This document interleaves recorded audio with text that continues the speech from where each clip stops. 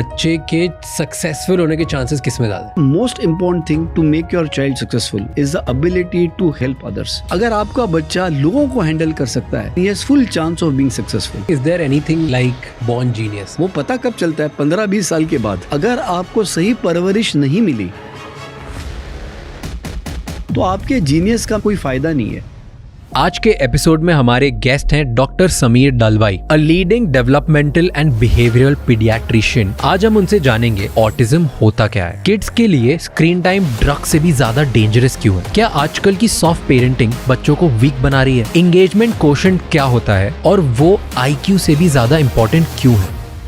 Early signs होते हैं बच्चों में, इसकी वजह से ये बंदा ज्यादा अच्छा करेगा. द बेबी नाराज हो गया लेकिन आपने थोड़ा बहुत समझाया, वो शांत हो गया. Resilience. Similarly the child who is learning to play with other children is a very good sign. A child who is happy to deal relative जो घर आते हैं, ये आप साइंस आपके बच्चे में देख रहे हो. ट्रस्ट मी, ये बहुत बड़ा बनेगा. Now reading is a very important ability because page reading करने से जितना दिमाग स्टिमुलेट होता है उतना एक फिल्म देखने से नहीं हो सकता. And that's why today we are seeing children who are born in this AI world, they are having so many problems. Today, the danger of screen time has become so bad, we need to declare it as a national emergency. कितने लोगों को autism है? 1 out of 32 children have been found out to have autism. So this parent was referred to me. कोई है ही नहीं जो बच्चे के साथ इंटरेक्ट करे. अब बच्चे के साथ जब कोई इंटरेक्ट करने के लिए नहीं है तो टीवी देखने लग गया. अब he had stopped going to school क्योंकि स्कूल में ही नहीं है. And he would threaten to jump off the balcony. कि फोर्स करोगे तो ये करो. जो यंग कपल्स हैं वो कुछ ऐसा कर सकते हैं क्या जिससे उनके बच्चे ऑटिस्टिक नहीं हो? So according to me, what is the most important thing? This is so good. आगे बढ़ने से पहले इस चैनल को सब्सक्राइब कर लीजिए ताकि हम आपके लिए इसी तरह से और इंसाइटफुल और बेहतर पॉडकास्ट बनाते रहें. एंड इस पूरे शो का ऑडियो एक्सपीरियंस Spotify पे अवेलेबल है जहाँ पे आप हमें फॉलो कर सकते हैं. Enjoy the show.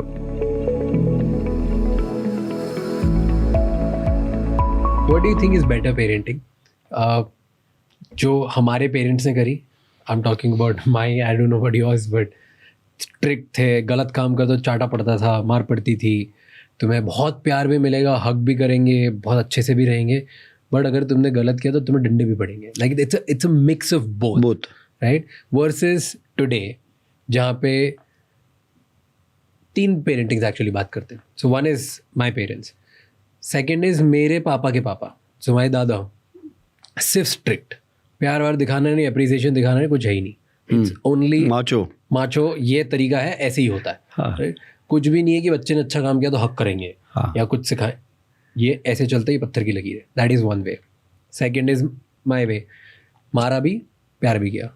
Third is today, तुम हाथ नहीं लगा सकते, आवाज़ नहीं उठा सकते, कुछ भी मना नहीं कर सकते, चिढ़ नहीं सकते, आप बिल्कुल भी करेक्शन नहीं कर सकते. आप बिहेवियर सिर्फ सिखा सकते हो, दिखा सकते हो, बट आप आवाज़ उठा के या हाथ लगा के नहीं कर सकते. That is 3 types. जी. Which one do you think, purely from मेरे को न्यूरो पर्सपेक्टिव से बताना, कि बच्चे के सक्सेसफुल होने के चांसेस किस में ज़्यादा है? बच्चे के सक्सेसफुल से सबसे पहले कि corporal punishment is out. Let's take that off the table. कि बच्चे को हिट करना या बीट करना is out of the question because that is definitely traumatic. क्यों? क्योंकि अगर बच्चे ने समझो स्कूल से किसी की पेंसिल ले आया, मैं चुराए वर्ड भी यूज़ नहीं कर रहा हूँ, दोस्त की पेंसिल ले आया और आपने उसको चोर बोला और उसको पीटा, तो जो पीट रहे हो, हाथ पे मार रहे हो या पीठ पे मार रहे हो, इसका और वो पेंसिल ले आने का कोई संबंध ही नहीं है, कोई ताल्लुक नहीं है. So the child will never understand the connection between the two. So beating is of no use because it does not connect to what the child has done. So that's the first thing why corporal punishment is ridiculous and it only causes trauma against the person who's beating you. अगर आपने कोई गलत काम भी किया है, it is not connecting you to that गलत काम.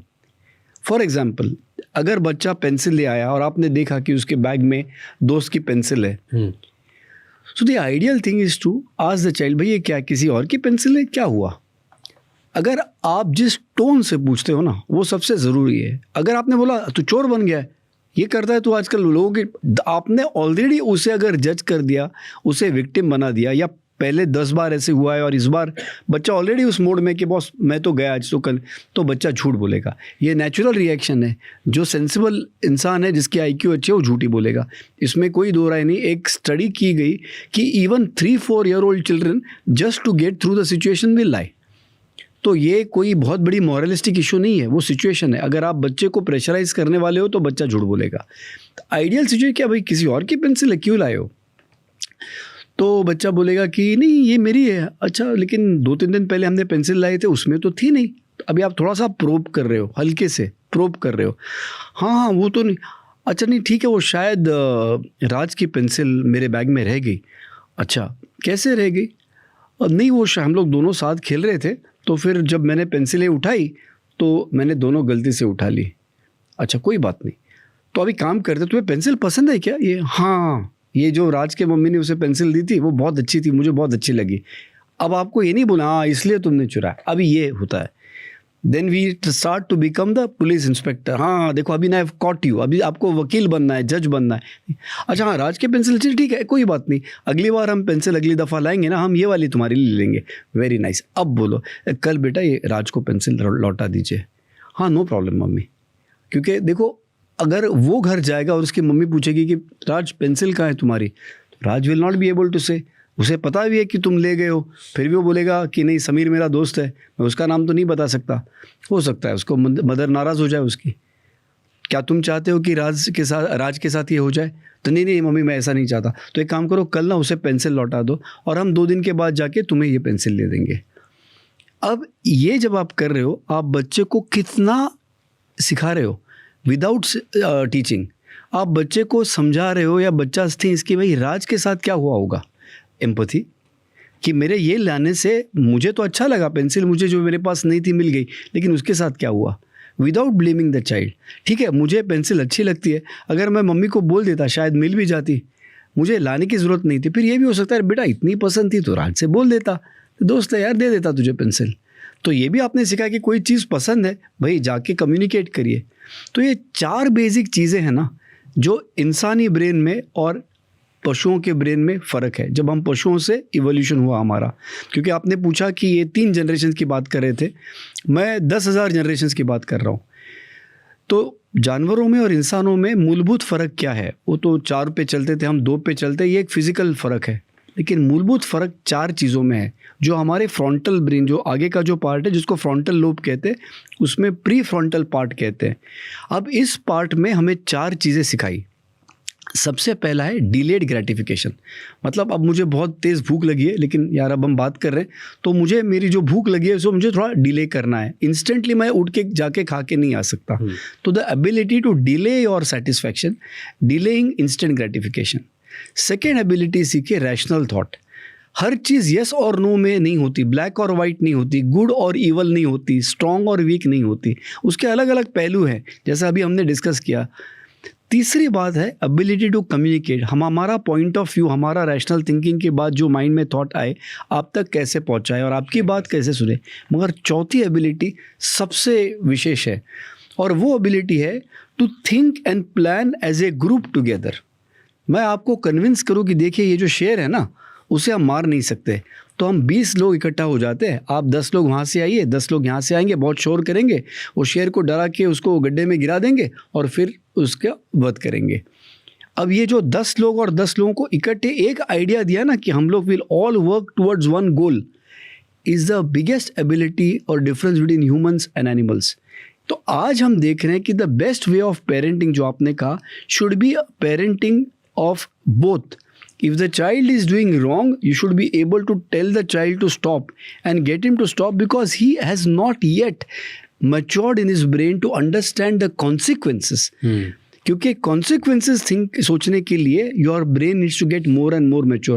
A 4-year-old child brain is not mature to think कि मैं balcony में खड़ा हूँ, अगर 2 कदम आगे जाऊँगा तो गिरूँगा तो क्या होगा. He may not be mature enough to think. तो आपको तो प्रोटेक्ट करना ही है. Why do you think 18 साल तक आपको ड्राइविंग लाइसेंस नहीं दिया जाता, वोटिंग का लाइसेंस नहीं दिया जाता, शादी की लाइसेंस नहीं दी जाती 21 साल तक?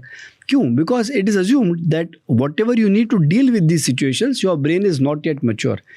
तो ये जो है कि बच्चा जो चाहे वो करने दीजिए, उसे रोकना नहीं चाहिए, टोकना नहीं चाहिए, ट्रोमा हो जाएगा, ये बकवास है.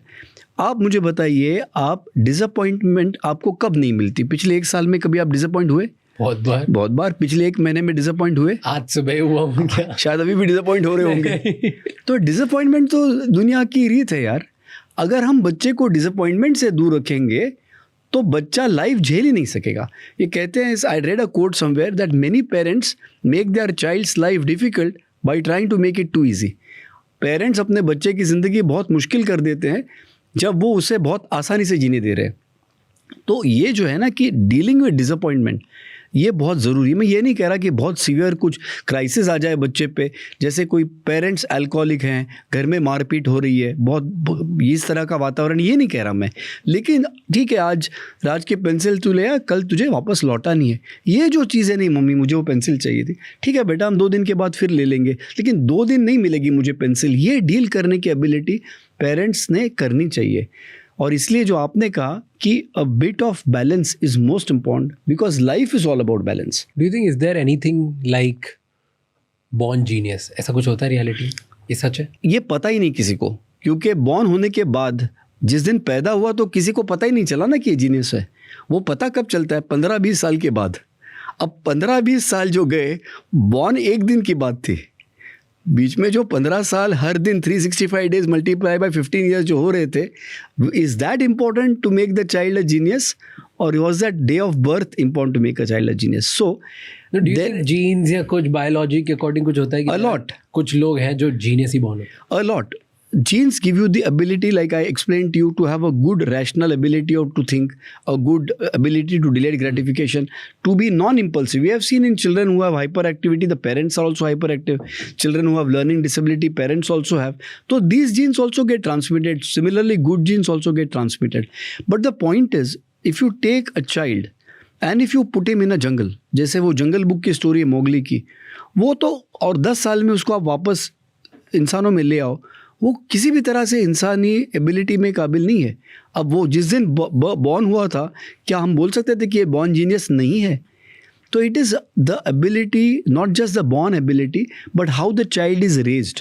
So the nurture is more important than the nature. ये मैं नहीं कहता कि गुड जीन्स या इंटेलेक्चुअली गिफ्टेड बच्चे पैदा नहीं होते, बट मैं ये कहना चाहता हूँ कि बावजूद इसके, अगर आपको सही परवरिश नहीं मिली, आपने रेजिलियंस नहीं सीखा, आपने लोगों के साथ निभाने की एटीट्यूड नहीं सीखी, तो आपके जीनियस का मैं कहता हूँ कोई फ़ायदा नहीं है.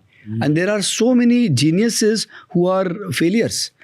बल्कि ज़्यादा geniuses are failures, and those who may not be geniuses may end up having a more successful life in terms of happiness, in terms of relationships, in terms of ability to give happiness to others.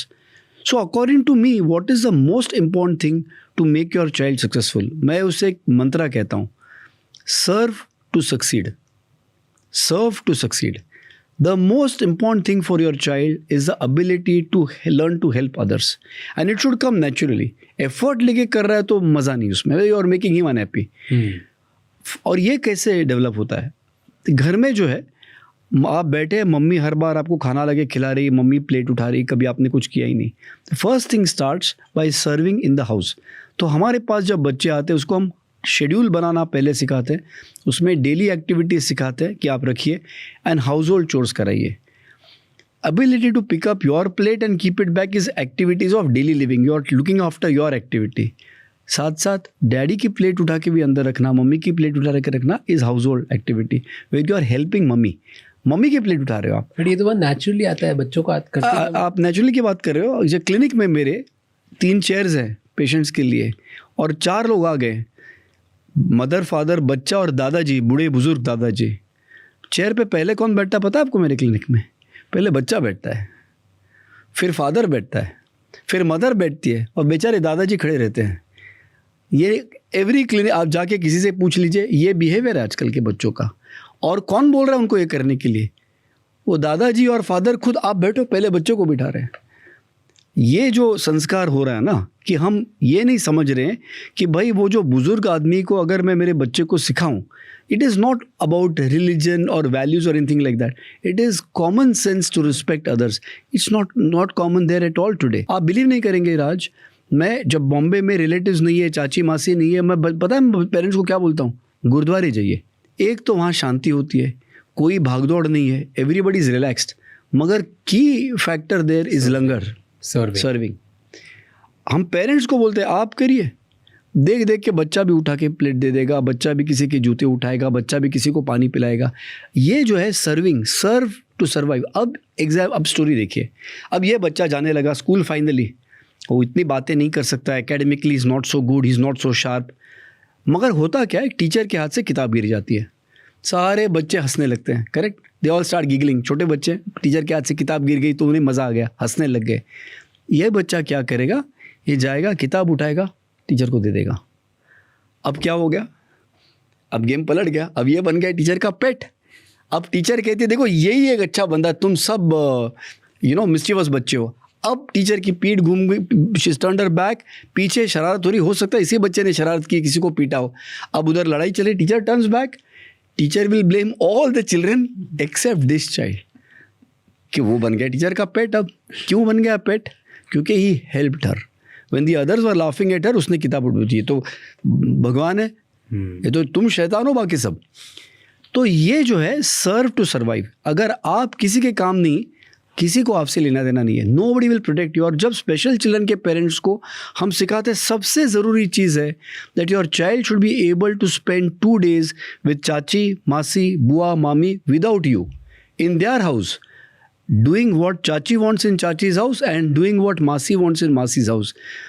For me, a child who is able to do this is a normal child. उससे आप कुछ भी सिखा सकते हो. उसके बाद वो ऑटिज्म नहीं, ADHD नहीं, कुछ छोड़ दो. जो बच्चा 2 दिन चाचे के घर, मासी के घर, बुआ के घर और मामी के घर सर्वाइव कर जाए, बिल्कुल झगड़े हो जो भी हो, लेकिन सर्वाइव कर गया. मासी बोलते अरे ठीक है अच्छा है, लेकिन फिर और भेज दे 2 दिन के लिए. She is okay, she is welcoming him back because he is adjusting to, he knows मासी को कैसे हैंडल करना है. मासी's house is welcome. This means that this child is normal. Why I'm saying? Because now we can survive without the mother and father. If something happens to the mother and father, eventually will happen. This child can stay with the rest of society and the rest of society is happy to keep him with them. Then आपको वो insurance हो गया कि मैं नहीं भी हूँ तो मेरा बच्चे को सोसाइटी संभाल लेगी. एंड दैट्स वाई अगर आप चाहते हैं कि आपके पीछे आपका बच्चा सक्सेसफुल हो, वो उसके कर्मों से नहीं होता, वो उसके IIT डिग्री से या MBBS MD डिग्री से नहीं होता, उसके पैसे बनाने की एबिलिटी से नहीं होता. Not only his ability but the ability of the world to tolerate him and support him. कोई भी महारथी अपने आप से महारथी नहीं बना. You need world to support you. If your child, so हम एक्चुअली ऐसे बोलते हैं कि आप बच्चे को इतना इस सोसाइटी में ले जाओ कि वो कल इलेक्शन चुन के आए. अब ये क्या होता है, कौन इलेक्शन चुन के आता है, एक बंदे से मिले तो उसकी तारीफ करे, दूसरे से मिले इसको उल्टा. अभी ये बहुत नेगेटिव चीज़ तक जाती है, ये छोड़ दो. मगर डिप्लोमेसी तो यही बात है ना, जो उस सिचुएशन को देख के हैंडल कर सकता है. अगर आपका बच्चा लोगों को हैंडल कर सकता है, not just listening to them, मैं ये भी नहीं कह रहा कि लोगों की हर बात मानी जाए, ऐसे भी नहीं, but is able to deal with different people dynamically, he is a perfectly normal child and he has full chance of being successful. अब रह गया कि कौन से फील्ड में काम कर रहा है, इट्स ओके, डजंट मैटर. कोई डॉक्टर है, कोई इंजीनियर है, कोई स्टॉक ब्रोकर है, कोई लॉयर है, but in all of them the common thing is ability to deal with people and to show resilience. I love it. I love it. I've never heard this answer. This is so good. क्या precise answer, क्या precise बात है कि it's practical. this is such common sense. I don't know क्यों ये इतने हजारों episode में आज तक बात नहीं है. I just like this is common. कुछ बहुत फैंसी आंसर नहीं है, ये बहुत ही कॉमन सेंस है. Now it feel like wow कि एक्चुअली अगर आप बच्चों को क्या बड़ों को भी किसी को भी ये सिखाओ कि तुम कैसे दूसरों की हेल्प कर सकते हो और वो अंदर से इनेटली कैसे आए. Correct. You can survive. This is a business lesson as well. Correct. तुम वैल्यू क्रिएट करोगे, तुम्हें वैल्यू मिलेगी. There you go. Just yeah that is so true. तो जीनियस मत बनाओ. I like it. जीनियस मत बनाओ, बच्चों को ये बना दो कि वो दूसरों की हेल्प करना सीख जाए एंड वो दुनिया से डील करना सीख जाए कि कैसे किसकी हेल्प करनी, कैसे करनी, क्या करना है, all of that, and just be able to survive there. बिल्कुल. वो तभी सर्वाइव करेंगे जब वो दूसरों की हेल्प करेंगे, और जब वो दूसरों की हेल्प करेंगे तो दूसरे उन्हें टॉलरेट करेंगे. Correct. And that's how you build a society. Correct. Interesting. Tell me, कुछ और अर्ली साइंस होते हैं बच्चों में कि यू सेड कि 15-16 साल 17 साल लगते हैं उनको डेवलप होने में.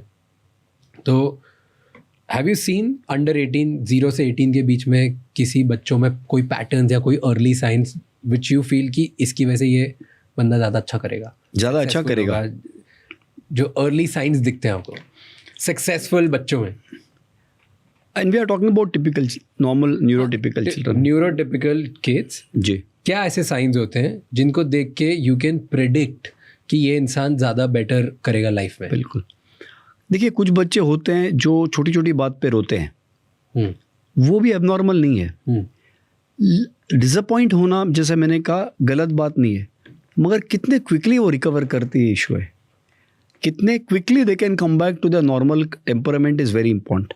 So I won't say just a baby who cries often is a bad baby, but a baby who cannot be soothed easily, जिसको आप शांत जल्दी नहीं कर सकते, that is a bit of a worry.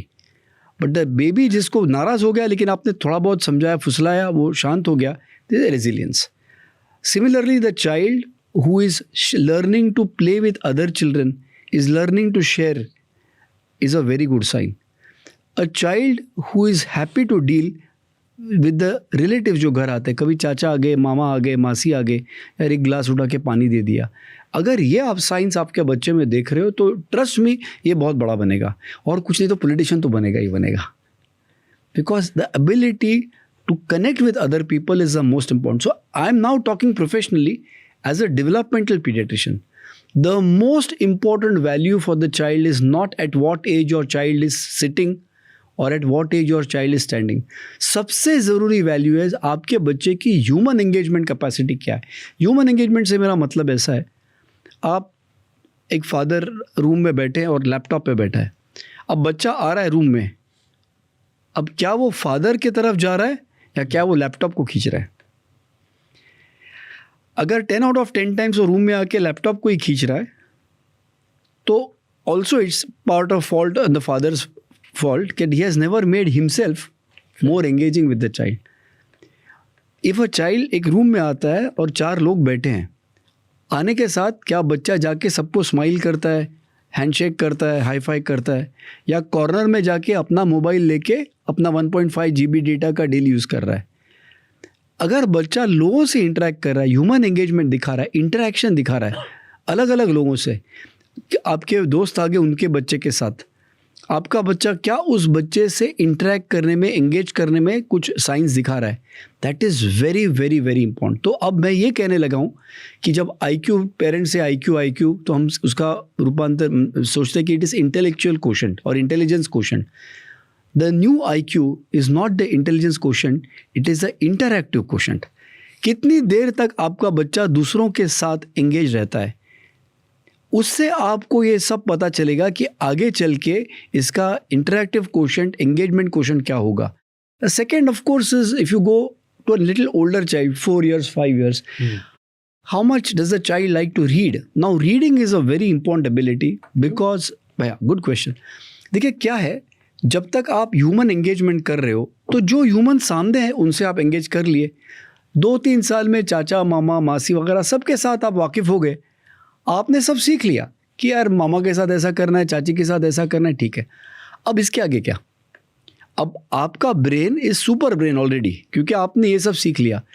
लेकिन जो लोग रशिया में रहते हैं, या जो लोग रशिया क्यों, हम मुंबई में हैं, जो लोग गोवा में रहते हैं, आपने उनको देखा ही नहीं बच्चे ने. तो जो आपके नज़र से परे है चीज़, जो दुनिया आपके नज़र से परे है, वो आपको किताबों से दिखती है, बट वो मूवी से भी दिख सकती है, टीवी से भी दिख सकती है. अब बहुत अच्छा सवाल निकाला कि रीडिंग में और विजुअल मीडियम में फ़र्क क्या है. ये बहुत इंपॉर्टेंट इशू है, क्योंकि विजुअल मीडियम में आपको डायरेक्टली सब चीज़ दिखाई दे रही है, आपको आपका इमेजिनेशन यूज़ करने की ज़रूरत नहीं है. मगर जब आप किताब पढ़ते हो, आप एक वाइट पेपर पे ब्लैक कलर की निशानियाँ देख रहे हो, but isn't it which is alphabets, और वो अल्फ़ाबेट्स को इंटरप्रेट कर के आप वो एक राजा, एक रानी, एक महल का इमेजिनेशन आपके दिमाग में कर रहे हो. तो एक पेज रीडिंग करने से जितना दिमाग स्टिमुलेट होता है, उतना एक फिल्म देखने से नहीं हो सकता है. तो that's why reading is a very important building ability. But मैं ज़्यादा इमेजिन तब करूँगा. सो मैं बचपन में नहीं पढ़ता था, कोई बुक्स नहीं पढ़ी मैंने, 12th तक कुछ भी नहीं पढ़ा. I was this very useless kid. अरे ऐसी बात नहीं है. just telling you कि on a societal point of view, ये तो कुछ नहीं पढ़ता था. And then now I read a lot, और बहुत पढ़ता हूँ मैं.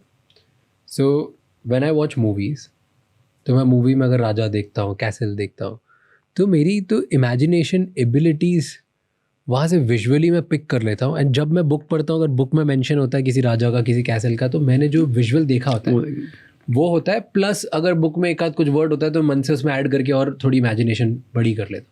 बट वो इमेजिनेशन आती उससे क्योंकि मेरे दिमाग में कोई पिक्टोरियल था, कोई पर्टिकुलर इमेज थी, कोई विजुअल था. तो इजंट इट गुड? मतलब मेरे, अगर मैं सिर्फ बुक पढ़ता मुझे नहीं पता क्या होता है, मेरे दिमाग में कुछ आएगा ही नहीं. Like for example if I read hard words, जैसे न्यूरो डाइवर्जेंट एग्जाम्पल, अब मुझे पता ही नहीं क्या है कैसे. लेकिन अगर क्योंकि मैंने मूवी देखी है फॉर एग्जाम्पल सितारे ज़मीन पर, तो मेरे दिमाग में एक तरीके की इमेज है, अब मैं उसके आगे कुछ बढ़ा सकता हूँ. तो मूवी ऑल्सो हेल्प. बिल्कुल. देखिए, दो बातें हैं. सब इंसानों का ब्रेन स्ट्रक्चर सेम नहीं होता. अभी ऑब्वियसली आप देखिए आप कहाँ पहुँचे हैं. आप इस डिजिटल मीडियम के मास्टर हैं, तो आपका जो विजुअल परसेप्शन और क्रिएटिव ब्रेन था वो जाहिर है एक रीडिंग ब्रेन से बहुत ज़्यादा स्ट्रॉन्गर था. अब ये भी हो सकता है कि अटेंशन स्पैन जो है वो रीडिंग के लिए बहुत ही ज़्यादा लगता है, लेकिन ह्यूमन सिचुएशंस के लिए कम लगता है. तो बहुत से बच्चे रहते हैं जो ह्यूमन सिचुएशन में बढ़िया बनते हैं लेकिन रीडिंग राइटिंग में वीक है. तो there are so many people who are not very well read but they are highly successful in life. Exactly. तो ये भी हो सकता है. क्वेश्चन तो मेरा अच्छा ही है. एग्जैक्टली. तो मैं इसलिए बता रहा था, पहले मैंने इंटरेक्टिव क्वेश्चन की बात की, फिर 4-5 इयर्स में एक्सपोजर बढ़ाने के लिए मैंने रीडिंग का एक सहारा लिया. लेकिन आपने फिल्मों की बात की, जो which also I am very very fond of. अब फिल्मों में देखिए ऐसा है जैसे किताबों में भी है कि वेदर दे आर बुक्स और वेदर दे आर फिल्म्स और whether the real life situation, बच्चों को एक सूत्रधार की ज़रूरत होती है. सूत्रधार की मतलब? सूत्रधार क्या होता है? जो नरेटर होता है. ओके. जो एक नरेशन चलती है ना पीछे, जैसे लगान में अमिताभ बच्चन नरेटर थे, जो आपको स्टोरी पीछे से बता रहा है. अब वो सेंटर स्टेज नहीं है, उसकी आवाज़ कहीं बैकग्राउंड से आ रही है, लेकिन वो आपको जो सीन दिख रहा है, आप जो पढ़ रहे हैं, उसे इंटरप्रेट करने में हेल्प कर रहा है. तो बच्चे का जो एक ब्रेन है, आपको एबिलिटी या अपॉर्चुनिटी है उसे डेवलप करने के लिए. लेकिन सिर्फ एक चीज़ याद रखनी चाहिए, अगर बच्चे की उम्र 2 साल की है, वो उतना ही खा पाएगा जितना 2 साल का बच्चा खाएगा, वो उतना ही दौड़ पाएगा जो 2 साल, वो उतना ही समझ पाएगा जो 2 साल का बच्चा समझ पाएगा. तो बच्चे की लेवल इस वक्त क्या है, काबिलियत क्या है, और कभी कभी उम्र से नहीं जमती. वो अलग अलग, हर बच्चे की एबिलिटी अलग होती है. कोई 2 साल में बहुत ज़्यादा समझ सकता है, कोई 2 साल में थोड़ा कम समझे. बच्चा जिस लेवल पे है उस लेवल पे पेरेंट को आना है और स्टेप बाय स्टेप बच्चे को आगे ले जाना है. और जैसे बच्चे की समझ बढ़ती है, आपको आपकी जो एडवाइस है, जो आप पेरेंटिंग कर रहे हैं, वो आपको चेंज करना है. अभी गड़बड़ कहाँ होती है कि 4 साल में बच्चा मम्मी मम्मी मम्मी मम्मी हर चीज़ बच्चे की मान रहा है. अब 14 साल का हो गया, लेकिन मम्मी को आदत लग गई मम्मी मम्मी मम्मी सुनने की. अब वो 14 साल में भी वही एक्सपेक्ट करती है. True. I am just thinking about, I am still stuck on the movie वाला थिंग, बिकॉज मेरे घर में बहुत डीब्रीफिंग होती है. बचपन से होता है. बहुत अच्छी बात. See this has helped you. I am not surprised. पापा, बड़े पापा, मम्मी, बट डिस्कशन होता था. भाई बहन, दादा दादी सब भी लिव इन जॉइंट. बताओ एक एग्जांपल. कोई भी मूवी देखी उसके बाद आधा घंटा सब बातें करते हैं. लाइक इट्स जस्ट सब पर्सपेक्टिव कि ये वाला कैरेक्टर, ये अरे उसका ये डायलॉग उसमें इस तरीके से बोला, नहीं वो तो गुस्सा उस टाइम पे था, नहीं वो उस टाइम पे था. ये लाइक ये कितने एज की बात कर रहे हो आपके? बचपन से ही होता है. अब you proved whatever I said, that's why you are so successful in this field, because you learned it in a nurturing way. देख लीजिए, आप मुझे बताइए, ये नहीं होता जो आपने बताया, और आप न्यूयॉर्क जाते कोई फिल्म पे कोर्स करने के लिए, would you have achieved the same level of excellence? So you proved my point.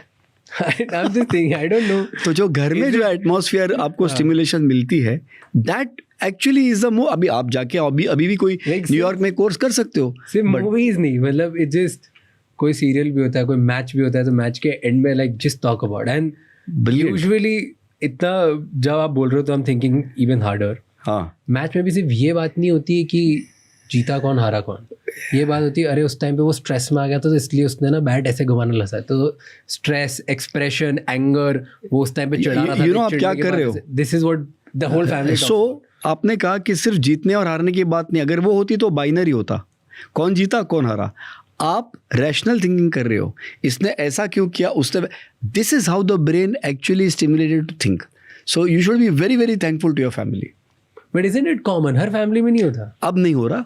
ये तो बातें बता रहा हूँ मैं, अब ये डिस्कस पहले करने के होता होगा ना, लिए एब्सोल्युटली। ये सब मेरे सारे दोस्तों क्या होता है। और भाई ये आपको समझना बहुत ज़रूरी है कि ये सिर्फ आपके जनरेशन की बात नहीं है, वो कोई अंकल नहीं बोल रहे कि मेरे बचपन में ऐसा होता था, ये लाखों हज़ारों साल से हो रहा था। बिकॉज द ब्रेन, जो मैंने कुछ देर पहले जेनेटिक्स बताया, it needed a community to kindle it. तो इतने जो करोड़ों साल से इंसान जीते आ रहा है, से 6 मिलियन ईयर्स से, उसमें 99.99% ऑफ द टाइम इंसान एक कम्युनिटी में, एक झुंड में जिया हुआ है। ये पिछले 25-30 सालों से, एटलीस्ट 200 ईयर्स हो सकते हैं, जब इंडस्ट्रियल रेवोल्यूशन हम कहने लगे, जब हमारे खेत और हमारे गांव छोड़ के हम जो शहर में आके जो मैच बॉक्सेस में रहने लगे, तब से ये प्रॉब्लम शुरू हुई है। और 200-250 साल ये जेनेटिक्स और एवोल्यूशन के इतिहास में एक सेकेंड के बराबर नहीं है, एक ब्लिंक ऑफ एन आई है। तो आपके जीन्स इवॉल्व नहीं हुए हैं जिस रफ्तार से पिछले 25-30 साल में सोसाइटी और टेक्नोलॉजी चेंज हो चुकी है। And that's why today we are seeing children who are born in this AI world and with screens and digital media all the time, that they are having so many problems because their genes haven't adapted to the world that they are being born in. Okay, I'll come to this point. Okay, ये वाला अच्छा point है about parents, what parents are doing, AI, technology, phone. But before that, genius वाले में मेरे को एक question है. Haven't you seen or heard? बहुत सारे जीनियसेस होते हैं जिनके बहुत मिसअंडरस्टूड रफ चाइल्डहुड होते हैं, जिनका सोशल इंटरेक्शन लेवल बहुत ज़्यादा स्ट्रांग नहीं होता, वो अपने में ही घुसे रहते हैं, पागल होते हैं, एक जस्ट फोकस्ड होती है, लाइक सोशली बहुत ज़्यादा एक्सेप्टेड किड्स नहीं होते. For example Albert Einstein, very misunderstood but genius. Elon Musk, genius. तो ये लोग ज़्यादा, इनका इंटरेक्टिव लेवल कोई स्ट्रांग नहीं था, बड़े होके भी नहीं था, बचपन में क्या, इनफैक्ट बहुत टाइम तक इनके बहुत इंसिडेंट्स है कि इनको बात करना ही नहीं आती लोगों से. देन हाउ आर ये लोग कैसे जीनियस बन गए? बहुत अच्छा सवाल पूछा आपने. मेरी एक थियरी है ऑटिज़म को लेके. तो जब मैं पीडियाट्रिशियन बना, उसके बाद कुछ साल के बाद मैं डेवलपमेंट में काम करने लगा, और जब हम ऑटिज़म के बच्चे देखते थे, हम वही करते थे जो अमेरिका करती है, refer to this department, refer to that department. मगर उसमें हम देखते थे कि बच्चे नॉर्मल की तरफ नहीं जा रहे, वो एक ही पैटर्न जो हम सिखा रहे वो पिकअप कर रहे थे. कुछ साल पहले हमने, जो हमारी पूरी इतने साल की रिसर्च थी और कोविड में थोड़ा सा समय भी था, तो हमने ये एनालाइज किया, तो we came up with a theory called the new horizons theory of human engagement and interaction. तो हमने बताया कि जो ऑटिज़म, बेसिकली ऑटिज़म क्या है? Autism is a collection of symptoms. अगर एक व्यक्ति में यदि पुअर आई कॉन्टैक्ट है, अगर आवाज़ देने पे बच्चे का रिस्पॉन्स ठीक नहीं है उम्र के हिसाब से, यदि बच्चे को किस वक्त क्या करना है, कैसे बिहेवियर करना है सिचुएशन में नहीं है, अगर बोली हुई बात उम्र के हिसाब से नहीं समझ आ रही, और 5 बात उम्र के हिसाब से नहीं कर पाता है, और 6 वही एक्टिविटी रिपीट करनी है या वही वर्ड्स रिपीट करने हैं, अगर ये 6-7 लक्षण, सिम्टम एक बंदे में हो, तो उसे ऑटिज़म का खिताब दिया जाता है. शॉर्टकट है, ये सब लक्षण है, इन लक्षणों का शॉर्टकट नाम है ऑटिज़म. तो ऑटिज़म भी एक लक्षण है, वो प्रॉब्लम नहीं है, बीमारी नहीं है, कॉज नहीं है. रियली? एब्सोल्युटली. तो जो अमेरिकन सिस्टम है वो आपको बताती है ऑटिज़म को आइडेंटिफाई कैसे करते हैं, ये जो 7-8 कैरेक्टरिस्टिक्स पे जब ये होता है. मगर ये लक्षण है, जैसे बुखार है, खांसी है, वॉमिटिंग है, उल्टी होना, ये लक्षण है. आप डॉक्टर के पास जाते हो, कहते हो कि मुझे बुखार है, तो पैरासीटामॉल तो आप ही लेके गए हो, या डॉक्टर भी दे सकता है. पैरासीटामॉल बुखार की दवाई है, उससे कुछ घंटों तक बुखार कम होगा. मगर अगर मलेरिया की वजह से आपको बुखार हुआ है, तो नेक्स्ट डे फिर बुखार आएगा. अगर आपको फिर से पैरासीटामॉल दिया गया, फिर बुखार कम होगा, क्योंकि पैरासीटामॉल बुखार को कम कर रहा है, मलेरिया को नहीं. इसलिए ज़िंदगी भर आपको पैरासीटामॉल लेना पड़ेगा. अब मलेरिया में तो कोई बचेगा नहीं इतने साल, ये अलग बात है. मगर सिमिलरली अगर बच्चा बात नहीं कर रहा हो, ये एक सिम्टम है उसका आई कांटेक्ट वीक है, और ये सारे सिम्टम्स उसमें हैं, और आप उसे सिर्फ बतियाने लगो, बेटा से गुड मॉर्निंग, बेटा say good morning, say good morning, say good morning, तो बच्चा ये पिकअप नहीं कर सकेगा, क्योंकि you are actually giving him paracetamol, not looking at his major problem और रियल प्रॉब्लम. तो हमने हमारे रिसर्च में, हमारे एक्सपीरियंस से पाया कि ऐसी कौन सी चीज़ है जो सबसे शुरुआत या सबसे बिगिनिंग में नज़र आती है. And we realise that the child who has very less engagement with humans, जिसके मनुष्य के प्रति मग्नता बहुत कम है, मनुष्य के तरफ तवज्जो नहीं है, इंसानों में तवज्जो नहीं है, आदमी या लोगों में फोकस नहीं है, और बहुत ज़्यादा फोकस वस्तुओं में है, सामान में है, चीज़ों में है, वस्तु मग्नता है. इन बच्चों में हमने देखा कि ऑटिज़म के सारे सिम्टम्स पाए जाते हैं. तो कहने का मकसद ये है कि हमने उसे एक नाम दे दिया है, अति वस्तु मग्नता और कम मनुष्य मग्नता. तो ऑटिज़म के बच्चों में हमने ये पाया कि ये चीज़ हर ऑटिज़म के बच्चे में मिलेगी आपको, कि उस बच्चे की तवज्जो फोकस चीज़ों में ज़्यादा है और इंसानों में कम है. अब इसका और सिम्टम्स का क्या लेना देना. अगर बच्चे की तवज्जो या फोकस इंसान में है पैदा होने के बाद, तो वो माँ को देखने लगेगा.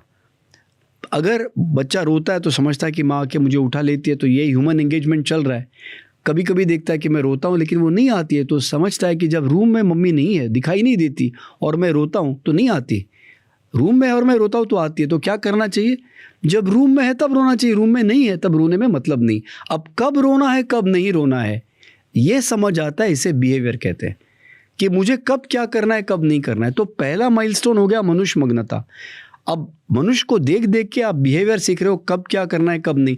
बेल बजी तो मम्मी जाके दरवाज़ा खोलती है, बेल नहीं बजी तो मम्मी दरवाज़ा नहीं खोलती. दरवाज़ा कब खोलना है कब नहीं खोलना ये बिहेवियर है. हाँ, ऐसे खोलना है या वैसे खोलना है वो स्किल है, मगर कब खोलना है कब नहीं, अगर ये बच्चा सीखता है तो 5, 6, 7, 8 महीने तक बच्चे के ब्रेन की डेवलपमेंट, जो न्यूरोनल कनेक्शंस है जिसे हम साइनेप्सिस कहते हैं, ये बड़ी तेज़ी से बढ़ रहे हैं इंसानी बिहेवियर रवैये की तरफ. अब इतने तेज़ी से बढ़ रहे हैं कि 8-9 महीने के बच्चे को आहिस्ता आहिस्ता समझ आता है कि जब मम्मी यूँ कर रही है तो मुझे उस तरफ देखना है, हाथ को नहीं देखना है. मम्मी यूँ कर रही है इसका मतलब अभी वो चली जाएगी. 2 महीने के बच्चे को आप ये करो तो उसे स्माइल करेगा, आप ऐसे करो तो स्माइल करेगा. क्यों? क्योंकि अब तक उसका ब्रेन कम्युनिकेशन समझने के काबिल नहीं हुआ है. वो काबिल कैसे होता है? Through the earlier milestones of human engagement and learning human behaviour. तो ये दोनों स्टेप्स होने के बाद थर्ड स्टेप है नॉन वर्बल कम्युनिकेशन या इशारे. तो फर्स्ट स्टेप है तवज्जो या मग्नता, सेकेंड है तौर तरीके, थर्ड है इशारे. ये सब ब्रेन जब बच्चा 1 ईयर तक प्रैक्टिस करता है तब ब्रेन कनेक्शंस इतने सुपीरियर हो जाते हैं कि उसे समझ आने लगता है कि इसके साथ एक आवाज़ भी आ रही थी बाय बाय, तो ये जो आवाज़ बाय बाय आ रही थी उसका भी कुछ मतलब है कि I am leaving, I am going. जब एक साउंड को मतलब आ जाता है तब वो वर्ड बन जाता है, शब्द बन जाता है. तब बच्चा समझता है कि बाय बाय का अर्थ है मैं जा रही हूँ. तो उसको भी जब जाना है या वो बोलना है तब वो समझ के बाय बाय बोलेगा. तो स्पीच जो है या बातचीत जो है ये चौथी स्टेप है. और 2-3 साल बहुत सारी बातें आ गई, आपको थाउजेंड्स ऑफ वर्ड्स, वोकेबलरी आ गई, ग्रामर आ गया, सिंटैक्स आ गया, प्रोनाउंसिएशन आ गया. तब आपका ब्रेन ये लेवल पे पहुंचता है कि आप एक पीस ऑफ पेपर पे इशारे कुछ सिंबल लिखिए, उस सिंबल को भी आप साउंड देते हो, A B C A P P L E apple. तो वो लेवल होने के लिए you have to go through the steps. Autism में ये होता है कि अगर आपकी मनुष्य मग्नता ही कम है तो आप कोई भी अगली स्टेप नहीं जा सकते. जैसे अगर बच्चा बैठ नहीं रहा है तो न खड़ा रहेगा, न चलेगा, न दौड़ेगा. अगर बच्चे की मनुष्य मग्नता ही कम है तो ना उसका आई कांटेक्ट आएगा, ना वो रिस्पॉन्स करेगा, ना उसको पता चलेगा कब दरवाज़ा खोलना है. नहीं, दिन भर वो भागते रहेगा दरवाजे की तरफ, आपको लगेगा हाइपर एक्टिव है. उसे इशारे समझ नहीं आएंगे, उसे बातचीत समझ नहीं आएगी. तो ये सिम्टम्स यहाँ से आ रहे हैं. मगर उससे एक इंटरेस्टिंग चीज़ है, अब ये बच्चा ज़्यादा फोकस्ड है चीज़ों पे, वस्तुओं पे. जो इंसानों पे फोकस्ड है वो इंसानों से बिहेवियर सीखता है, कब क्या करना है कब नहीं, वेरिएबिलिटी, डिफरेंसेस, मासी के साथ क्या करना है, चाची के साथ क्या नहीं करना है, मम्मी अगर गुस्से में दिख रही है तो क्या नहीं बोलना है, अगर अच्छे मूड में है तो क्या बोल सकते हैं. जो वस्तुओं से खेल रहा है, जो वस्तुओं में इन्वॉल्व है, वो वस्तुओं से पैटर्न सीखता है, क्योंकि हर वस्तु एक पैटर्न में चलती है. अब फ़ैन ले लीजिए, अब आप ये पेन ले लीजिए, एक ही तरीके से खुलेगा. हर वस्तु एक पर्टिकुलर चीज़ में या तो बनी है या चलती है या आजमाई जाती है. ये बच्चे पैटर्न उस्ताद बन जाते हैं क्योंकि वो पैटर्न से, इन वस्तुओं से सीख रहे. तो ये बच्चे पैटर्न के अधीन हो जाते हैं और जो पैटर्न उन्हें पसंद आएगा वो उसे एड नॉशियम परफेक्टली रिपीट करेंगे. जो पैटर्न पसंद नहीं आया कभी भी नहीं करेंगे. मगर जो पैटर्न कॉपी कर भी रहे वो इंसानी तौर तरीके से समझ के नहीं कर रहे. तो ये है, फिर बच्चा रिपीटेडली वही एक्टिविटीज़ कर रहा है, ही स्पिनिंग अराउंड और इज फ्लैपिंग हिज हैंड्स और फिंगर फ्लिकिंग, या वही वर्ड्स रिपीट। अब ये हमको तो पता नहीं, कुछ पेरेंट्स को लगता है एक ही बात, बच्चा बात नहीं कर रहा है, तो नेचुरली क्या करते हैं, सासू माँ कहते हैं उससे बात कराओ, उससे बात कराओ, तो आप शुरू हो जाते हैं से good morning, say good morning, say good morning. अब जब सिटिंग स्टैंडिंग वॉकिंग नहीं हुआ तो रनिंग नहीं होगा। अगर इंसान मनुष्य मग्नता या इंसान की तवज्जो नहीं हुई, तौर तरीके नहीं सीखा, इशारे नहीं सीखा, तो बातचीत समझ नहीं आएगी। लेकिन अगर 200-300 बार आपने रिपीट किया से good morning, say good morning, say good morning, अगर बच्चे को पैटर्न पसंद आया तो रिपीट करेगा साउंड के तौर पे, वर्ड्स के नहीं, से गुड मॉर्निंग। अब आपको लगेगा, अब देखो 200 बार मैंने बोल दिया तो बच्चा बोल रहा है, अब आप पीछे लग जाते हो, आपके हस्बैंड बोलते हैं अरे और कराओ, तुम नहीं कर रही हो, तुम्हारा फॉल्ट है, देखो आप बात नहीं करती तो अब शुरू हो जाते हैं से good morning, say good morning, say good evening, से गुड नाइट, से गुड नाइट। अभी बच्चे को गुड इवनिंग का पैटर्न पसंद नहीं आया, वो 10 साल के बाद भी नहीं बोलेगा। लेकिन जो गुड मॉर्निंग भी बोल रहा है, वो सुबह भी बोल रहा है, दोपहर में भी बोल रहा है, शाम को भी बोल रहा है, रात को भी बोल रहा है। क्योंकि इंसान कब गुड मॉर्निंग बोलते हैं वो उसे नहीं पता, वो सिर्फ पैटर्न के तौर पे बोल रहा है। आप बिलीव नहीं करेंगे, people who have autism they are so good at pattern learning. अभी ये जैसे आपका figuring out with Raj Shamani लिखा और पीछे दीवार है। अब मैं तो ये सोच रहा हूँ राज शमानी के साथ बैठा हूँ, मैं वो सोच रहा हूँ क्योंकि मेरा ध्यान राज की तरफ है। जो बच्चे को ऑटिज्म है वो इस ह्यूमन एंगल से नहीं सोचेगा, मगर जो पीछे दीवार है, आप मुझे बता सकते हो कितने ब्रिक्स है? रोज़ आप देखते हो, लेकिन आपने उस एंगल से देखा ही नहीं। जिसको ऑटिज्म है वो शायद एक बार देख ले, वो राज शमानी नहीं देखेगा, और फिर इस तरफ देखे तो आपको ड्रॉ करके एग्जैक्ट नंबर ऑफ ब्रिक्स से ड्रॉ करके दिखाएगा। अब ये जीनियस बोल लीजिए इसको आप, मगर पैटर्न रिकग्निशन, मगर इसका फायदा क्या है? So today the number of the like you were surprised when I said that about 30 years back it was 1 in 10,000, now it is 1 in 31 or 36. Why is that happening? Because so many years back the genes were the same, but it was covered up by society because the epigenetics was different, environment was different. So you are telling me today the environment has changed, so more children are manifesting autism. So you are telling me कि probably हम में भी होगा कोई ऐसा gene, but because I was born in joint family जहाँ पे 12 लोग थे और हर वीकेंड पे 25-30 लोग हो जाते थे, क्योंकि सारे रिलेटिव सब बुआ बुआ सब everybody would be at home, तो हम हमेशा 25-30 लोगों के साथ बड़े हुए हैं। That's why हमारे वो जीन्स कभी वर्सन नहीं हुए। Absolutely. Probably थे भी तो वो हाइड हो गए। Exactly. करेक्ट। पड़ोसी भी यहीं बैठे हुए हैं, आसपास वाले लोग भी यहीं बैठे हुए हैं। Correct. तुम बाहर खेलने जा रहे हो तो कभी भी 2 लोग नहीं खेल रहे, 25 लोग खेल रहे हैं, 30 लोग खेल रहे हैं, लड़ाइयाँ कर रहे हो, Exactly. नेगोशिएट कर रहे हो साथ में। You are absolutely right. Like I don't even remember अगर बचपन में मैंने साइकिल अकेले चलाई हो। मज़ा तब आता था ना कि किसी और की साइकिल छीन के चलाओ। I don't remember. Forget cricket wicket तो बड़ा गेम हो गया, साइकिल तो लोग अकेले चलाते, हमको वही नहीं चलाई कभी। So we are always with telling कि people. वो उसकी वजह से वर्सन नहीं हुए। उसके वजह से अगर है तो अभी कभी भी मतलब ऐसे मेरे जैसे और बच्चे होंगे, हजारों बच्चे होंगे, तो शायद आप में, बट अच्छा I don't know whether to say this, but now if you see there is a huge community of IT professionals. I don't want to say this to hurt anybody, but we are finding a large now incidence of autism in their children. Not surprising, because these people were born in India, they had these genes, but it got covered up because घर में इतने सारे लोग थे, so they did pick up social learning, social understanding, social behavior. But वो जो pattern learning की gene थी, that was very strong. So when it came to studies, they were probably whom we call nerds. हम उनके मजाक उड़ा रहे थे, हम तो बाहर कैंटीन में हंसी मजाक कर रहे हैं, वो सब बॉयफ्रेंड गर्लफ्रेंड चल रहा है, हंसी मजाक चल रहा है, ड्रामा चल रहा है. They were in the library studying because they had a pattern learning. So they got IIT, they got into the top classes, they went abroad, then they started their own companies abroad, they became CEOs and entrepreneurs, and they gave birth to a child in San Francisco. Wow. And now when that child is born with the same genes, he is born with a phone in his hand, plus nobody at home to entertain the or engage with the child. Now this child starts displaying all the symptoms in a very strong way.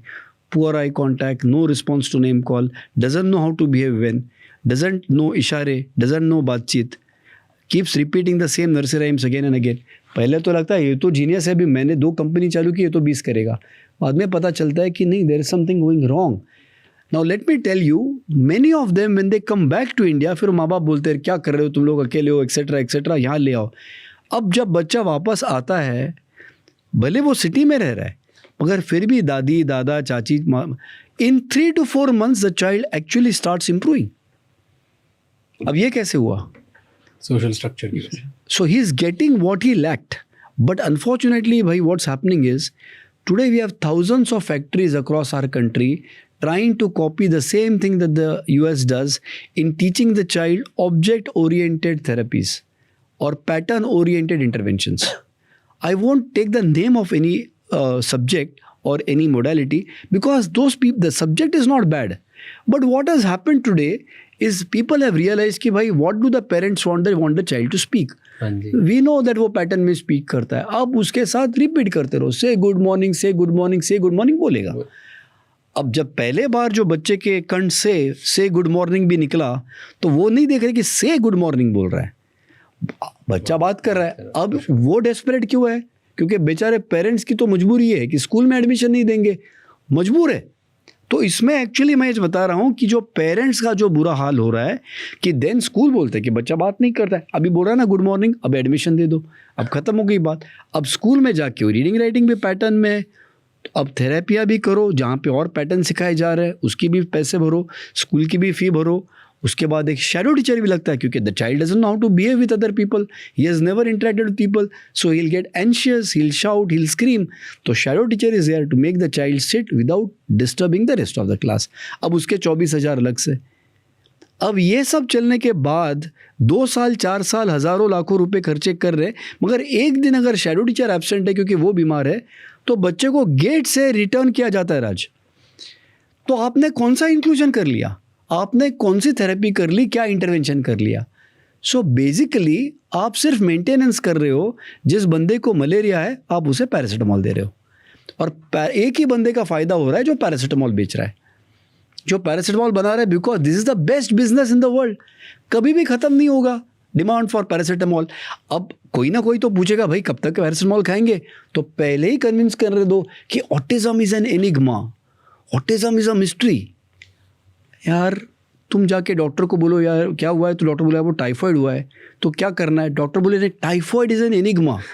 ये देखो आप हंस रहे हो, typhoid is a mystery. तो बोलेगा यार तू काहे पैसे ले रहा है फिर मेरे से ट्रीटमेंट के? तुझे ही अगर वो एनिग्मा लग रहा है तो मुझे काहे पैसे ले रहा है मेरे से? तो मैं दूसरे को देखूंगा ना. अब सबको कन्विंस कर दो कि typhoid is an enigma, malaria is a mystery, तो कोई क्वेश्चन ही नहीं करे, पैरासीटामोल खाते रहो. अब ऐसा है मैं भी पैरासीटामोल दे रहा हूँ, ये भी पैरासीटामोल दे रहा है. आप नाराज़ हुए, चौथे के पास जाओ, वो भी पैरासीटामोल दे रहा है. अब सवाल है भला तुम्हारा पैरासीटामोल मेरे से बेटर कैसा?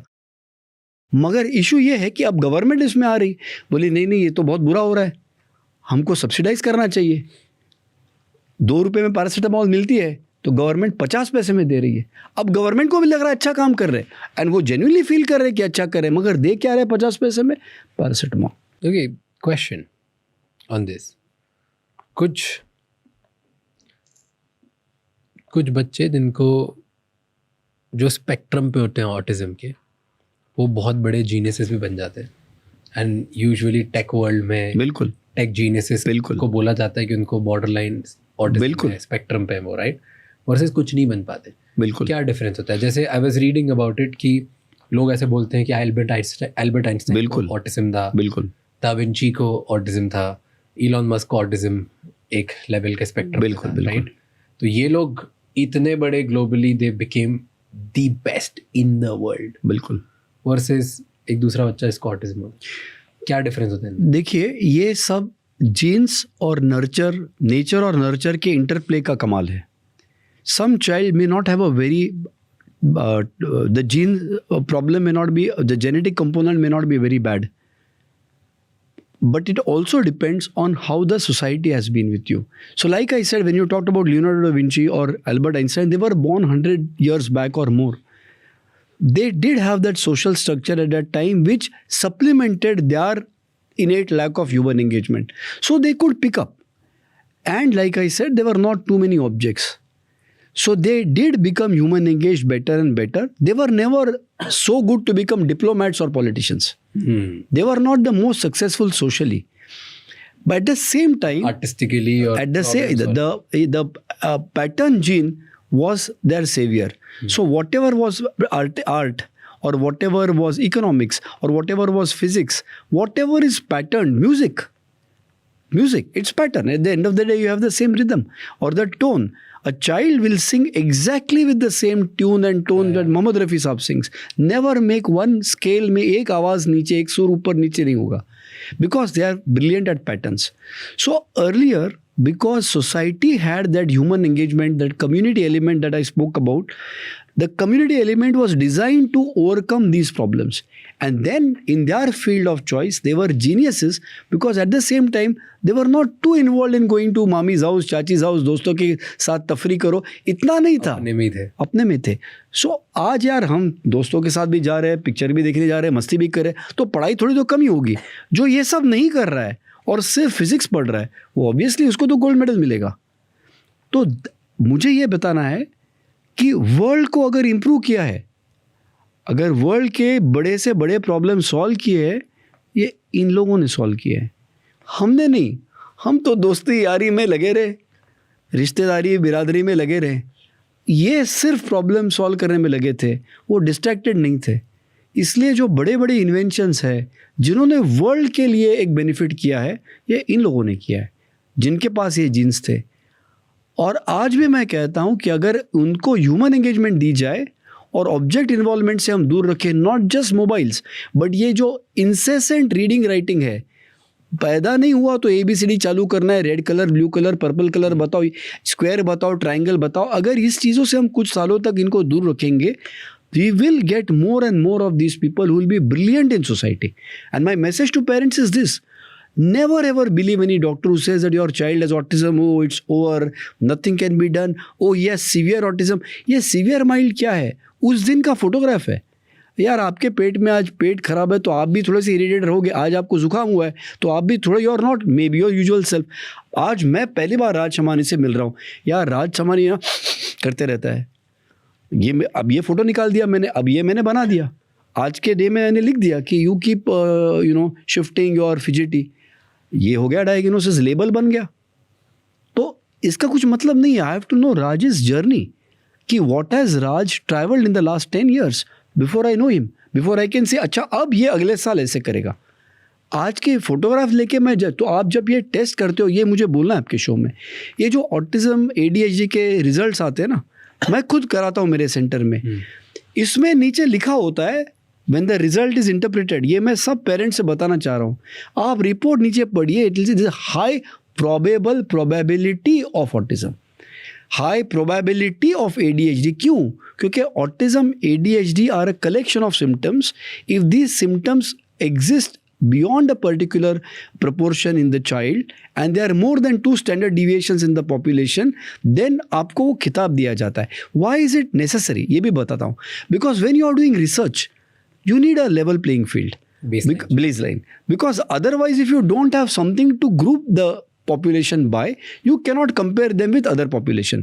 So for research, it is very important that you put these parameters कि ठीक है हमने decide कर दिया कि इतना जो है ये parameter यहाँ बैठे यहाँ. तो for research, it is okay to have these labels. But वही जब बंदे को आप बताते तेरे बच्चे को ऑटिज्म है, he feels कि मेरी लाइफ खत्म हो गई. एंड आप बिलीव नहीं करेंगे, मेरे पास एक पेरेंट आए थे सोलापुर या सातारा से, और बच्चा था और फादर था, और मतलब एक 4 साल का बच्चा था जो ऑटिज्म लग ही रहा था मुझे, और एक 3 महीने का बच्चा था जो दादी के गोद में था. तो मैंने कहा माँ कहाँ है? तो कहा उन्होंने कि she committed suicide 1 month back because she was so depressed right from the child. This child earlier child was diagnosed as autism. And everybody told her कुछ नहीं हो सकता है. She herself was a doctor. She was obviously an high achieving person. She was not given any mental emotional support. I'm sure maybe the family, I don't want to accuse anybody, but even the family, वो blame तो mother को ही मिलता है ना. India में घूम फिर के औरत को ही blame होता है. She has to be a perfect mother, perfect wife, perfect daughter-in-law, perfect sister, perfect worker. तो she committed suicide, and then maybe when she got pregnant a second time, with maybe she had a bit of postpartum depression also, and then she committed suicide. But this is not uncommon. I have seen mothers who are so unhappy, who are so depressed. मगर मुद्दा ऐसा है, दिखाए तो दिखाए किसको? आप नहीं दिखा सकते हो किसी को अपनी पीड़ा, because society treats you badly. So it will not help the child. You're telling me कि autism जब पैदा होते हो तब हर कुछ लोगों को होता है, कुछ लोगों को नहीं होता है पैदा होने पे, ठीक है। तो जब पैदा होते हैं तो जिन लोगों को होता है उन सबको ऑलमोस्ट सेम लेवल पे होता है। इट्स जस्ट इन्वायरमेंट और नेचर जो होता है उनके आसपास ज़्यादा सपोर्ट सिस्टम होता है, सोशल इंटरेक्शन उनका, उसकी वजह से वो वर्स होता है या बेटर होता है। नहीं, थोड़ा सा डिफरेंस भी होता है। Everyone, for example 16% of children with autism also have fits, seizures और एपिलेप्सी। तो जाहिर है उनका outcome will be worst. There are some children who have a structural brain lesion, there are some children who have tuberous sclerosis, there are some children who have a birth asphyxia, मतलब delivery में वो रोए नहीं, इसके लिए भी damage हो गया, एंड दे हैव ऑटिज्म साथ में। तो सब ठीक हो सकते हैं कि नहीं? So the more number of problems you have, the more difficult it is to get them better.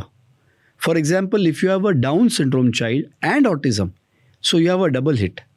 But मुद्दे की बात यह है कि आपका एम क्या होना चाहिए बच्चे के इंटरवेंशन पे, आपको बच्चे को किस मुकाम पे ले जाना है।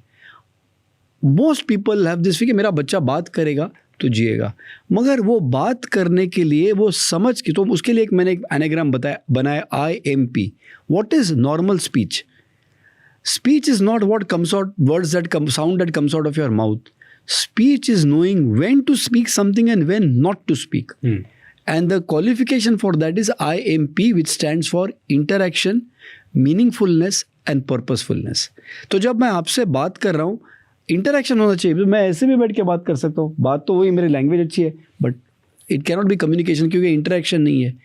P स्टैंड्स फॉर, अब M स्टैंड्स फॉर मीनिंगफुलनेस। अब मुझे पता है आपको हिंदी समझ आती है, ठीक है, इसलिए मैं हिंदी में बोल रहा हूँ। मुझे कोंकणी भी आती है, हमारी जो मदर टंग है, लेकिन आपको नहीं आती, मुझे पता है, इसलिए मैं वो यूज़ नहीं करूँगा। तो मीनिंगफुल हूँ मैं, मेरा कम्युनिकेशन मीनिंगफुल है आपके तौर से। एंड थर्ड, पर्पसफुल है। अब मुझे मोहम्मद रफ़ी, किशोर कुमार के बारे में बात करनी है, लेकिन that's not the purpose of our meeting just now, so I will restrict it to the purpose. So if the child is saying mummy, by looking at the mummy, he knows that the word mummy is for this human being only, not for the father or the bua or the kaki, and he wants something from the mummy, पानी चाहिए, जो भी चाहिए।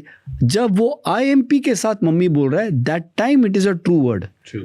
If he is just looking at the roof, he is looking at the table and saying mummy, mummy, mummy, mummy, it is echolalia, repeating what you have heard without meaning or purpose or interaction. So out of 100 people, जिनमें India में out of 100 कितने लोगों को autism है? So if you go by the US statistics, 1 out of 32 children are now below 8 years of age have been found out to have autism.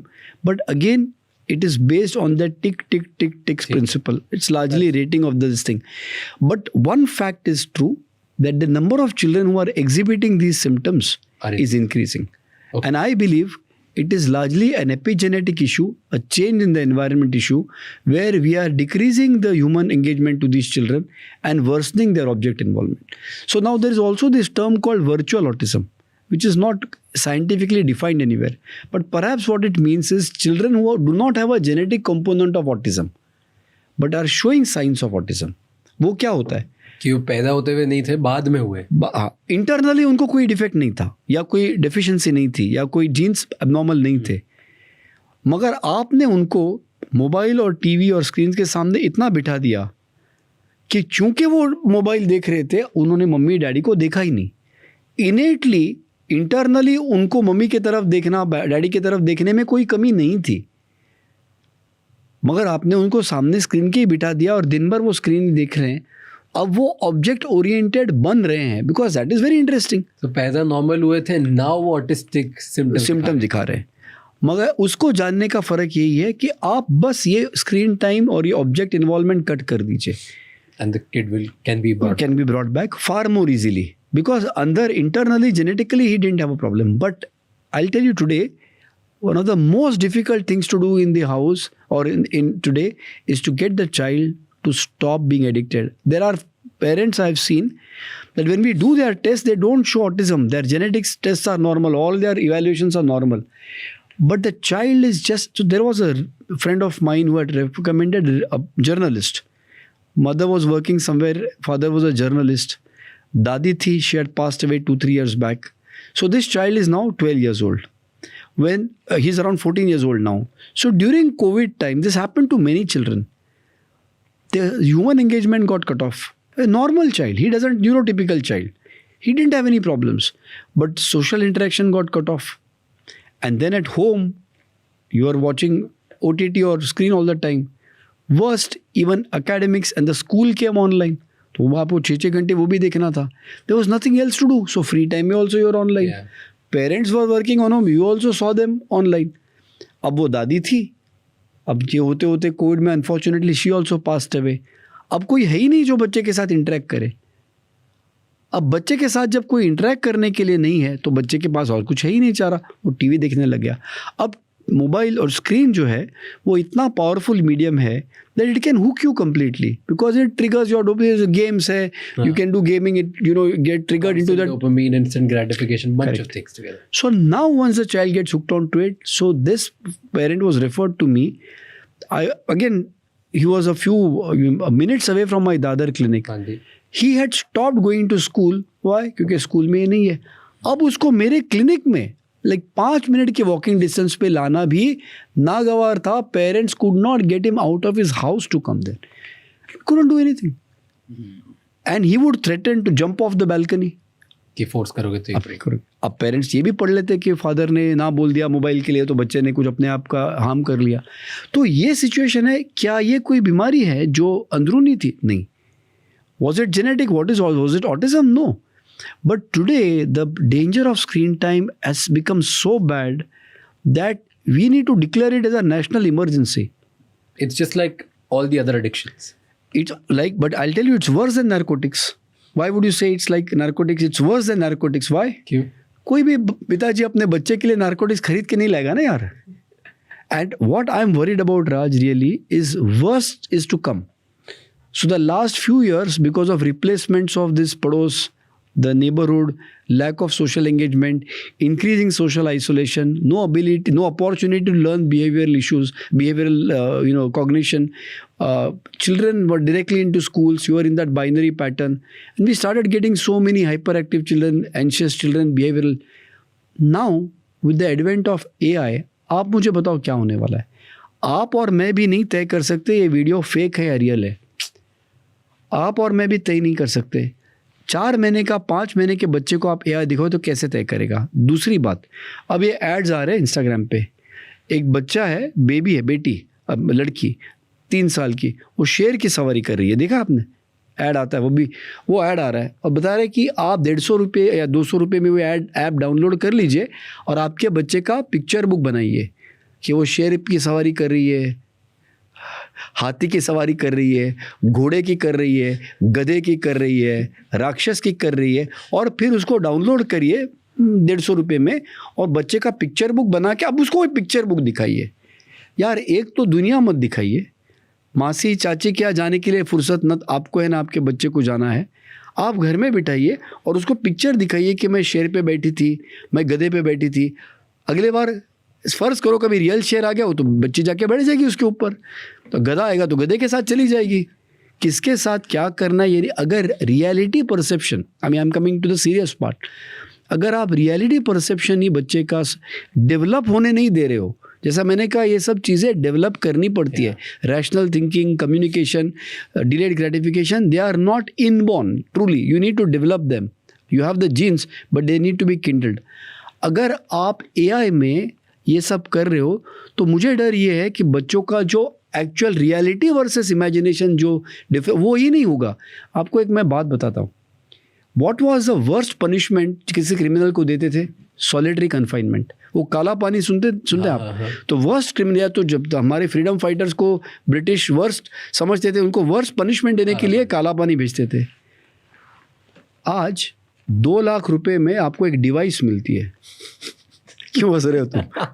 क्यों हंस रहे हो आप? I get it. वो 2 लाख में वो वी कुछ कहते हैं उसको, VI या VR वर्चुअल रियलिटी. तो आप वो पहनो और आप एक बिल्कुल अंधेरे चमकती तारों की दुनिया में जहाँ पे गॉबलिन्स, एल्व्स, अलग अलग अजीब तरीके के मॉन्स्टर्स घूम रहे और बच्चा बैठ के वो उसमें घुमा हुआ है और आप 2 लाख रुपए में खरीद के बच्चे को दे रहे हो. तो पहले सॉलिटरी कन्फाइनमेंट ये पनिशमेंट थी, अब आप घर में दे रहे हो. अब हम एक सबसे बड़ी समस्या सरकार के सामने अनएम्प्लॉयमेंट की, बेरोज़गारी, unemployment, lack of human employment, उससे बड़ी समस्या है लैक ऑफ ह्यूमन एंगेजमेंट। अगर इंसान को इंसान के साथ एंगेज कैसे होना है, इंटरेक्ट कैसे होना है, अगर यही नहीं आएगा तो एम्प्लॉयमेंट दे के भी क्या कर लोगे। और अगर बच्चों को 4-5 महीने से अगर हम ये आर्टिफिशियल इंटेलिजेंस, ये VR वर्ल्ड और ये सब चीज़ें खरीद के ला रहे हैं, और ये दे रहे, गवर्नमेंट तो कोई फ्री तो नहीं दे रही, हम पैसा दे के ला रहे हैं, ये सोच के कि हम बच्चों के भवितव्य को इम्प्रूव कर रहे हैं, आप आपके बच्चे के भवितव्य वर्स्ट चीज़ कर रहे हो। और इसलिए मेरी एक डिमांड है, हम इंडियन अकेडमी ऑफ पीडियाट्रिक्स में हम लोग सब मेंबर्स हैं, तो जो पीडियाट्रिक एसोसिएशन से हम एक डिमांड कर रहे हैं कि एजुकेशन में AI और टेक्नोलॉजी के रोल पे फिर से विचार करने की ज़रूरत है, बहुत सीरियसली विचार करने की ज़रूरत है। क्यों? क्योंकि जो मैंने कहा एक नर्चरिंग केयर है, वो मासी चाची वाला, वो तो आइडियल वर्ल्ड है, लेकिन बम्बई में या दिल्ली में या जो बड़े शहर है जहाँ पे both people have to work और फैमिली है नहीं, या कोई सिंगल मदर हो, उसको तो काम जाना ही है, तो शी हैज़ नो अल्टरनेटिव कि मैं रिलेटिव्स के यहाँ छोड़ूँ या कुछ, उसको तो एक ही अल्टरनेटिव है कि मैं स्कूल में एडमिशन लेके डालूँ। इसलिए on your show I want to make a demand that all of us must rise up and form an organization and get together to demand that schools don't need to start with reading and writing and academics or Newton's first law or Shakespeare. Schools have to become the new पड़ोस। अब पड़ोस तो रहा ही नहीं, रिश्तेदारी रही नहीं। Pre primary में जो बच्चे जा रहे हैं वहाँ पे उनको किताबें मत सिखाइए, कम्युनिटी, उनको कम्युनिटी दे दीजिए। कोई टीचर मासी बने, चाची बने, बुआ बने, कोई अंकल बने, कोई मामा बने, उनको सिर्फ ये रियल लाइफ एक्सपीरियंस जो है, फिर भी आर्टिफिशियल होगा, मगर आपके पास चॉइस नहीं है कुछ। Social living, working together as a group, learning to work together, जो मैंने 4 चीज़ें बताई, delayed gratification, rational thinking, communication और working and thinking as a group, ये हमारा सिलेबस होना चाहिए। और हम क्या कर रहे हैं, प्राइमरी में भी कंप्यूटर्स है, अब प्री प्राइमरी में है। जब मम्मी बच्चे के साथ या पेरेंट्स एडमिशन लेने जाते हैं, उनको डर ये है कि अगर कंप्यूटर से जुड़ा हुआ सवाल कुछ पूछा और मेरे बच्चे ने नहीं बताया तो मेरे बच्चे को एडमिशन नहीं मिलेगी। इसलिए स्कूल के एडमिशन के पहले से ये घर में सिखाने की ज़रूरत पड़ती है। आप समझ रहे हैं? I have a friend in Finland and recently she told me about this कि उन मतलब हर kids like in her kids in her family are going to a school which I was fascinated by कि वहाँ पे कोई specific school, I don't know which city, what school, या हर school ऐसा हर school में फिनलैंड में, राइट, वो school में तो up till a certain age, I think 7 years तक उन बच्चों का जो स्केड्यूल होता है वो बुक्स का स्केड्यूल, बिल्कुल सही, वो स्केड्यूल होता है कि आज एक ओल्ड एज होम में जाके सर्व करेंगे, आज एक ऑर्फनेज में जाके ये करेंगे, आज हम लोग सिर्फ स्पोर्ट्स में जाके ये करेंगे, आज हम लोग सिर्फ और सिर्फ जिमनास्ट वाले जो लोग हैं उनको जाके हेल्प करेंगे। लाइक जिस 6 days, 5 days is different ways where they are serving and they're only learning कि रिस्पेक्ट कैसे करते हैं, वैल्यू सिस्टम कैसे बनाते हैं, लोगों को सर्व कैसे करते हैं और काम कैसे करते हैं, बाकी उनको कुछ पढ़ाया नहीं जाता। And I was questioning and today ये सब सेंस कर रहा है जो आप बोल रहे हो, because maybe that's the reason that they are doing it. They might be the value पे बहुत ज़्यादा फोकस करते than anything else. Absolutely, they might be the nation which will 10-20 years later will be the top nation of the world just because of this. और हमारे यहाँ today they are the happiest nation in the world. Even earlier, maybe 10 years back, there was a study done, even academically at the age of 16, जो हम 10th कहते हैं जो भी है, which was the country which had the best results at class 10th. I'm talking about 10 years earlier, जब ये screen time का इतना प्रॉब्लम नहीं था, तभी भी ये स्कैंडिनेवियन कंट्रीज जो हैं उनके बच्चे did best at math, science etcetera at 16. But when they went back and they saw, they didn't start reading and writing till the child was 6 years old. They didn't start reading and writing till the child was 6 years old, and even then they were the toppers. Which means ये जो बात हम कह रहे हैं कि जो community living है, इंसान की जो फितरत है, वो ज़रूरी है उसके फितरत बनने के लिए कि वो कम्युनिटी में जिए। So one question and then we'll switch gears on something interesting जो आपने point out किया अभी on prejudice, पर is there something कि कोई जो young couples हैं वो कुछ ऐसा कर सकते हैं क्या जिससे उनके बच्चे ऑटिस्टिक नहीं हो, ऐसे कुछ चांसेस होते हैं? इसमें 2 तरीके के सवाल है कि उनके बच्चे और भी अच्छे हों ये एक सवाल हो सकता है। और दूसरा कि ऑटिस्टिक ना हो। तो ऑटिस्टिक ना हो के लिए एक सिंपल चीज़ ये है कि अगर आपके फैमिली में स्ट्रॉन्ग हिस्ट्री है ऑफ न्यूरो डेवलपमेंटल डिसऑर्डर्स, तो कम से कम आपको एक फ्रेजाइल एक्स एक टेस्ट है जो आपको करनी चाहिए, because 1% of children with autism do have this gene of fragile X. तो you may be able to do your own genetic test, जैसे थैलेसीमिया में करते हैं, एंड फाइंड आउट कि कम से कम मार्कर्स ऑफ ऑटिज्म नहीं है। But this may not be a very practical point of view.